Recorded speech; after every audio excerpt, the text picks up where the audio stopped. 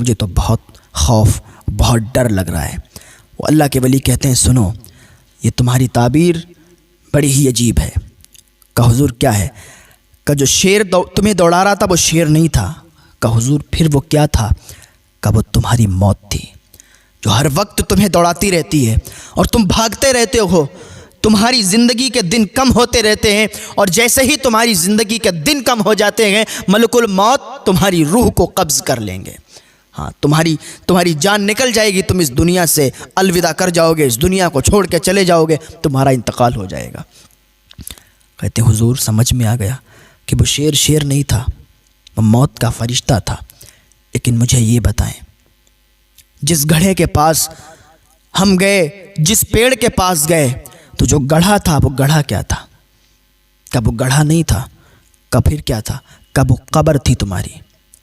वो गड्ढे की शक्ल में तुम्हारी कब्र तुम्हें दिखाई गई कि इसी कब्र में तुम्हें मर के जाना है और एक दिन तुम चले जाओगे। सब लोग इन्ना लिल्लाहि व इन्ना इलैहि राजिऊन पढ़ेंगे और सब लोग तुम्हारी कब्र पे जाके तुम्हें मिट्टी दे देंगे और वहीं तुम्हें दफन कर देंगे। हुजूर समझ गया कि कब्र थी, लेकिन कब्र के अंदर जो अजदहे थे वो क्या थे? का फिर भी नहीं समझे। जो अजदहे थे वो अजदहे असल में कोई सांप, कोई दुनियावी जानवर नहीं थे, बल्कि वो जहन्नम के अजदहे थे जो तुम्हारे गुनाह की शक्ल में तुम्हारे सामने नज़र आए। वो तुम्हारे गुनाह थे, जो छोटे छोटे तुम गुनाह समझते हो वो छोटे छोटे गुनाह नहीं होते। हाँ, झूठ को तुम छोटा गुनाह समझते हो, झूठ कोई छोटा गुनाह नहीं है। चोरी को तुम छोटा गुनाह समझते हो, चोरी कोई छोटा गुनाह नहीं है। हैं, शराब को छोटा गुनाह समझते हो, शराब कोई छोटा गुनाह नहीं है। माँ बाप की नाफरमानी को छोटा गुनाह समझते हो, कोई छोटा गुनाह नहीं है। हाँ, बख्शे नहीं जाओगे।